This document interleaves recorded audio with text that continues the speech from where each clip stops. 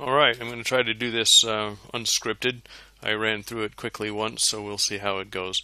Going to try to isolate part of a high res mesh and trim it up, extrude it, try to get it ready for 3D printing. So start with the import process. Oh, I wanted to say something here.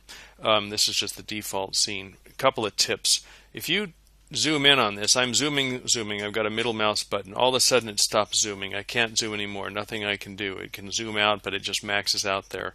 Select this thing and press the period on the number pad, period. It does that, and now it kind of resets the whole zoom thing, and you can zoom anywhere you want. That's a gotcha, and that's a really handy thing to remember. And the other one is on the user preferences. This could be driving you crazy. I think it's this one, zoom to mouse position. This is off by default, and so a lot of times if the object is over here and you want to zoom in on it, it's hard to do it if it's not set, because it'll just zoom off the screen like that, because it zooms around the center of the screen. But with the zoom around mouse position, yeah, you just put the mouse over the thing, and no matter where it is, it zooms and keeps that thing in the view. And the other one on that same section there is make sure this rotate around selection is checked. It seems like there's another one, but that'll get it going, and then set them as your default. That way, when this thing is selected and you try to rotate around, it rotates the object and doesn't rotate around some unknown center of rotation. Okay, so here we go. I'll get rid of this file, import that. Here's the image here, and I've got it at 0.01 and just this 12 by 12 fast. I haven't played around with any other import settings. I did try to set this to 1 once, and that was a mistake. Don't do that. Okay, import. And here it is. It comes in a little bit off center, but that's okay. Now, a couple things I noticed. If you go and look at this thing in top view ortho, you see how it's certainly slightly cocked. And I was tempted initially to straighten that, just go ahead and line it up, because I like things to be nice and straight. But there's a reason it's cocked like that, and then that is because when you zoom in on these pixel levels, look, these pixels are actually lined up X and Y.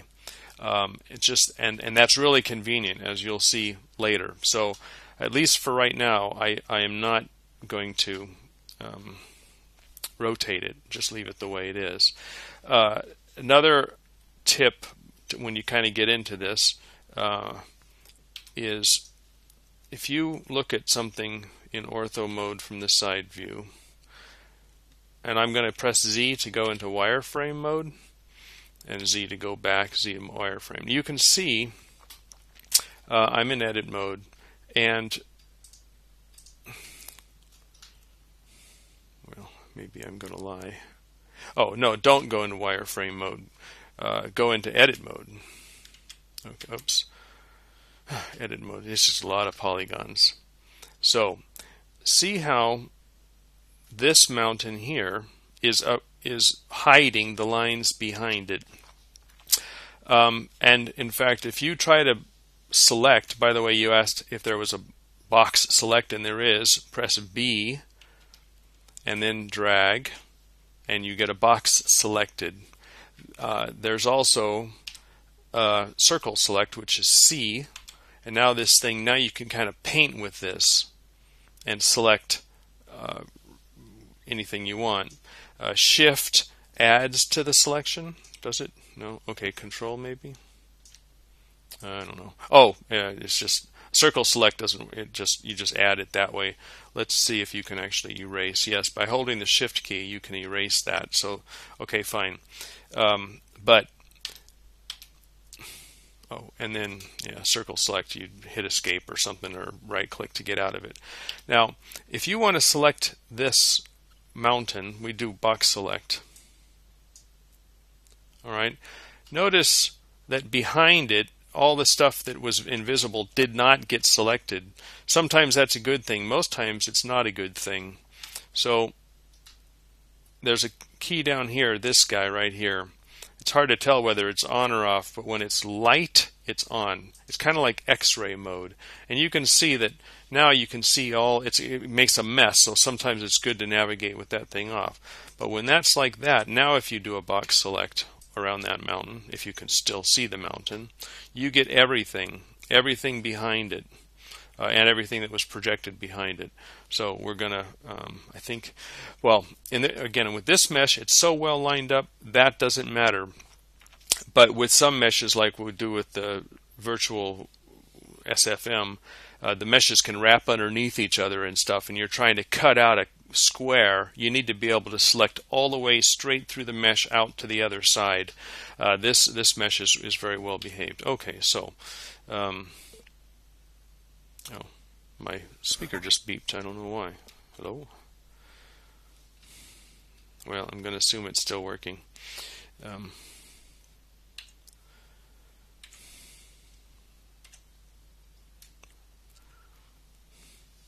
Okay, I'm just going to pause it.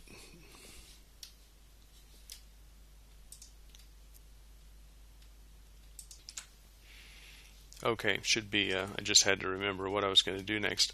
I did want to go ahead and put a material on this. Oh, I got to put it back in Blender Render, and then do the texture thing.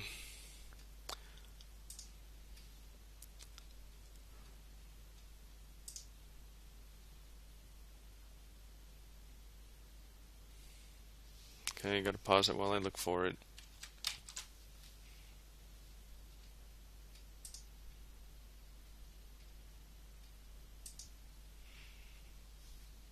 Okay, here we go. Right, here's that image. And as we found out, we need to set that to generated. And then here's something else. Sometimes if you can't see your texture, first of all, that needs to be on texture. Get some light. Oops.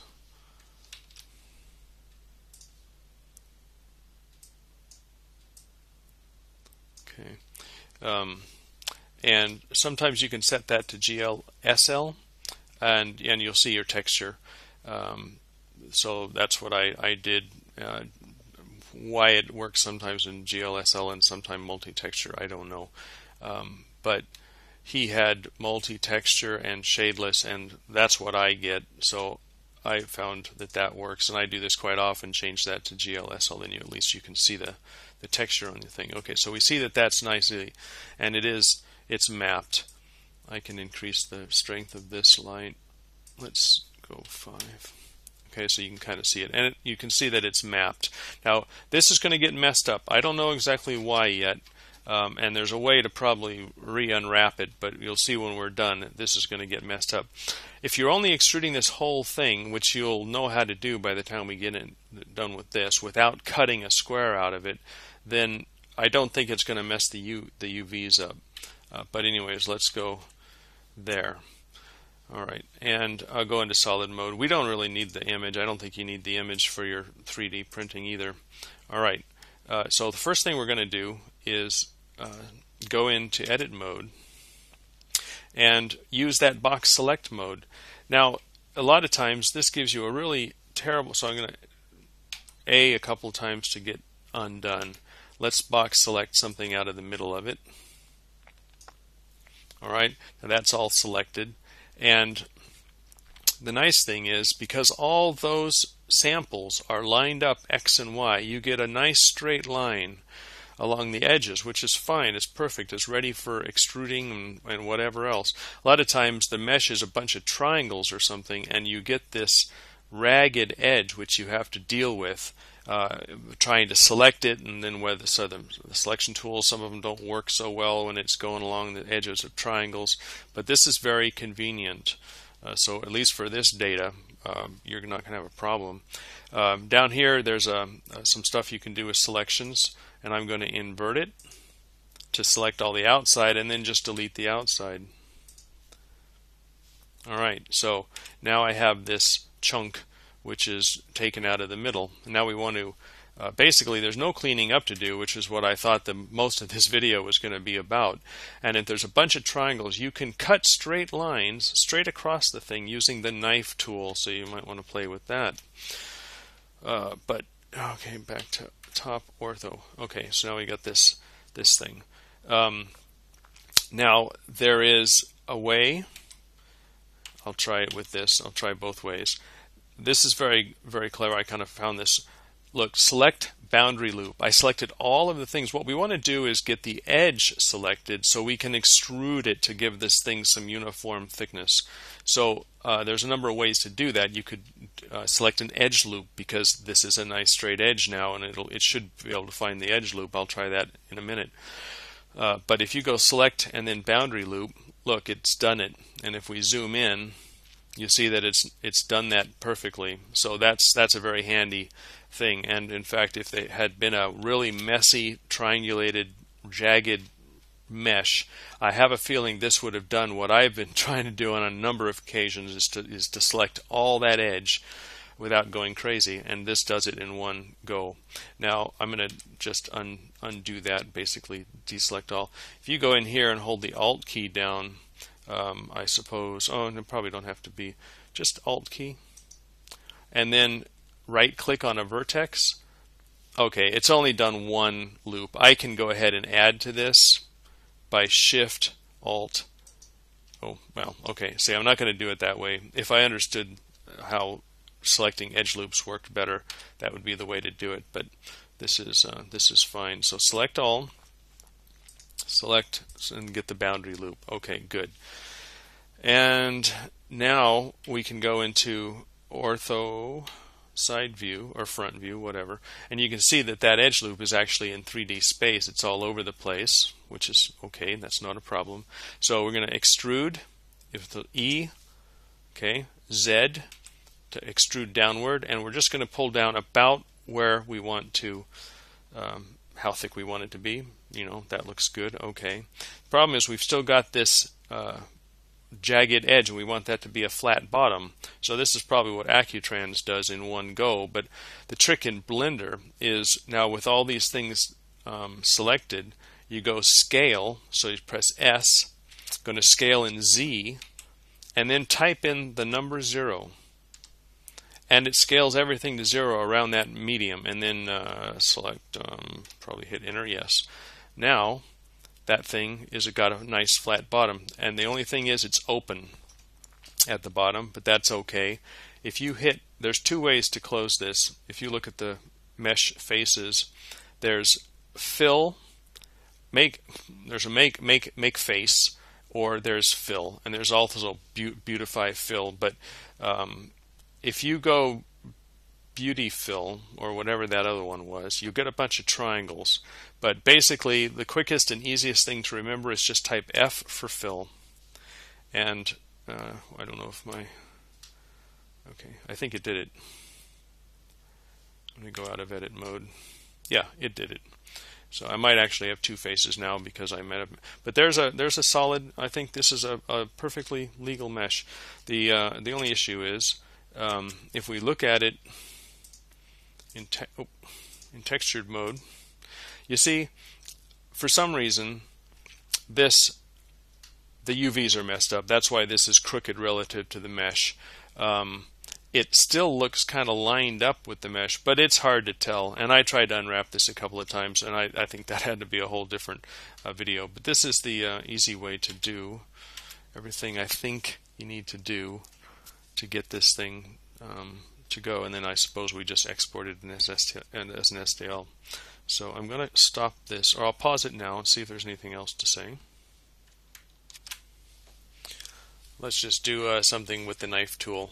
Go into edit mode. The mesh is so dense you can't see anything. There's probably a way to be able to get an idea about the texture on here, but I'm just going to lop off a corner. So here's the knife tool, and if you look down here, there's a bunch of options. I'm going to type Z so it cuts through. I think that means it's going to go all the way to the bottom. And then basically I can holding down the shift key tends to cut straighter lines. Otherwise it'll jump from vertex to vertex, but I'm just going to hold down the shift key. And if I click once and then click over here and then hit enter, that's cut through. You see that? And with some work I could lop off this corner. I won't try to do it now, but that's created new geometry and actually cut through the mesh. So if there were a way to select that area, maybe with circle select or something, and you could, there's a quicker way to do it, but you could get rid of these vertices and you could end up with a nice straight line there. But that's it. So that's the knife. The knife tool can do either straight lines, or if you just hold the mouse down, it'll draw curvy lines and cut through. And it's kind of a way to almost sculpt a mesh that way. So I think I'm going to end it now. And so good luck.